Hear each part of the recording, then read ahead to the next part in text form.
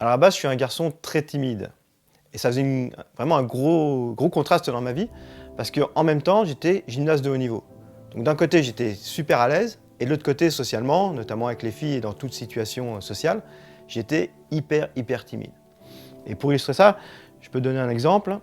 C'est, il y avait quand on allait à une compétition de gymnastique, il y avait un jeu où un garçon donnait une boîte d'allumettes à une fille, et lui faisait une bise, et après la fille choisissait un garçon pour lui donner la boîte d'allumettes et lui faire la bise. Donc c'était un jeu super sympa, super agréable, sauf que pour moi, c'était juste l'horreur. Parce que à chaque fois qu'une fille devait choisir un garçon, elle hésitait quelques temps avant de donner un prénom, et moi, à chaque fois qu'elle hésitait, je commençais à me tasser dans mon siège et à vouloir me disparaître sous le siège.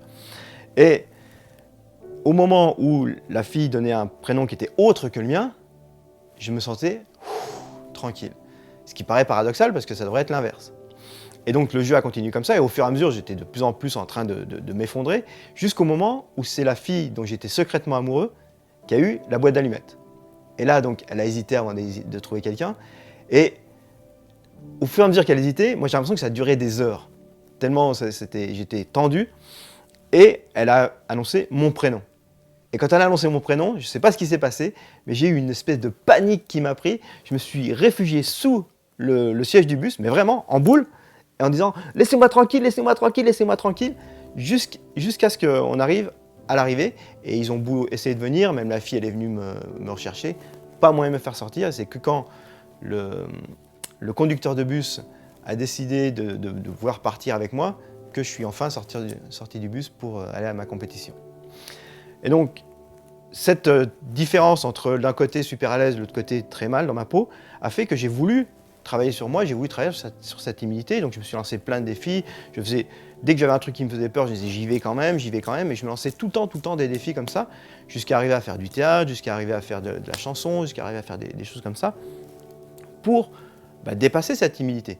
Mais elle était tout le temps présente en dessous. Même si extérieurement, il y avait plein de gens qui se rendaient plus beaucoup compte que j'étais mal à l'aise, que j'étais timide, moi, en interne, ça continuait à être présent, et j'étais tout le temps en train de me battre contre moi. NERTI, la méthode que j'ai créée, qui s'appelle donc nettoyage émotionnel rapide de traumatismes inconscients, elle s'est vraiment mise en place le jour où je me suis rendu compte que j'avais totalement libéré ma réactivité émotionnelle par rapport à la timidité.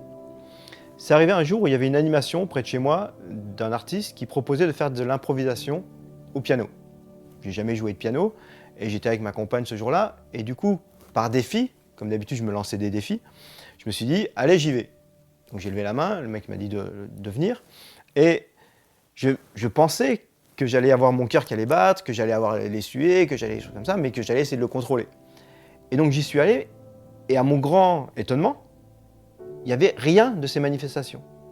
J'étais là, j'étais tranquille, j'allais vers le piano, l'artiste a commencé à m'expliquer ce qu'il fallait faire, comment il fallait jouer, ainsi de suite, et je me suis mis à jouer, et presque je me suis plus rendu compte qu'il y avait du monde autour de moi. Ce qui était totalement impossible avant, pour moi. Et donc ce jour-là, quand j'ai joué donc, ce piano, je me suis rendu compte que j'avais complètement libéré la réactivité émotionnelle que j'avais à l'intérieur de moi, dans laquelle je me battais sans arrêt. Donc c'est ça qui a fait que j'ai vraiment compris ce qui se passait à l'intérieur de moi, et je me suis dit, ça, il faut absolument que j'en parle à tout le monde, il faut que je le fasse connaître au monde entier, quoi, parce que c'est trop génial d'arriver enfin à être totalement libre et totalement dans pleine possession de ses moyens, et non pas sans arrêt en train de se battre et d'utiliser toute l'énergie contre soi, quoi. La particularité de NERTI, c'est qu'elle travaille non pas au niveau de la pensée, même pas au niveau de l'émotionnel, mais au niveau du cerveau reptilien. Alors le cerveau reptilien, c'est la partie instinctive, c'est la partie qui veut nous maintenir en vie. Et elle est très basique. Elle n'a pas de langage, elle n'a pas d'émotionnel, elle a juste danger de mort ou pas danger de mort. Et ce qui se passe quand on a une hyperréactivité comme la timidité, comme la phobie, comme les attaques paniques, comme la jalousie maladive, c'est que on identifie cette situation, en tout cas le cerveau reptilien identifie cette situation comme étant possiblement en danger de mort parce qu'elle est reliée à une mémoire traumatique. Et cette mémoire traumatique est une mémoire où le cerveau reptilien a cru mourir. Il n'est pas vraiment mort, sinon on ne serait pas là, mais il a cru mourir. Et donc le travail de NERTI va être d'expliquer au cerveau reptilien qu'en fait, dans cette situation, on ne meurt pas.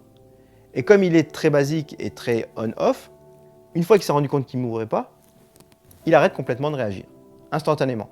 Et en plus, ça va durer tout au long de la vie, parce qu'une fois qu'on a compris qu'on ne va pas mourir, c'est comme la croyance au Père Noël.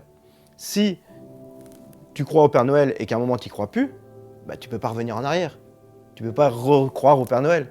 Et bah, de la même façon, le cerveau reptilien, une fois qu'il a compris que cette situation n'est pas un danger de mort, bah, c'est plus un danger de mort. Et donc c'est fini, définitivement. Autant NERTI est une thérapie brève, voire ultra brève, autant la genèse pour créer NERTI a pris un certain nombre d'années, parce que j'ai fait une synthèse de beaucoup de techniques, la méditation vipassana par exemple, la sophrologie, le tipi, le lying, la méthode PRI, enfin pas mal de techniques comme ça, dont j'ai tiré la substantifique moelle pour vraiment faire une technique qui soit à la fois brève et à la fois définitive. Parce que c'était vraiment mon Graal. Et j'ai un exemple très parlant de cette technique. C'était une étudiante qui est venue me voir parce qu'elle ne pouvait plus sortir de chez elle. Elle était paniquée à l'idée de sortir de chez elle, elle ne pouvait plus aller à l'université, elle ne pouvait plus aller dans les magasins, elle ne pouvait plus aller faire les courses, enfin, c'était terrible. Et donc c'est sa famille qui l'a pratiquement obligée à venir me voir. Et quand on a fait le nettoyage émotionnel, quand elle est rentrée chez elle, plus rien ne se passait.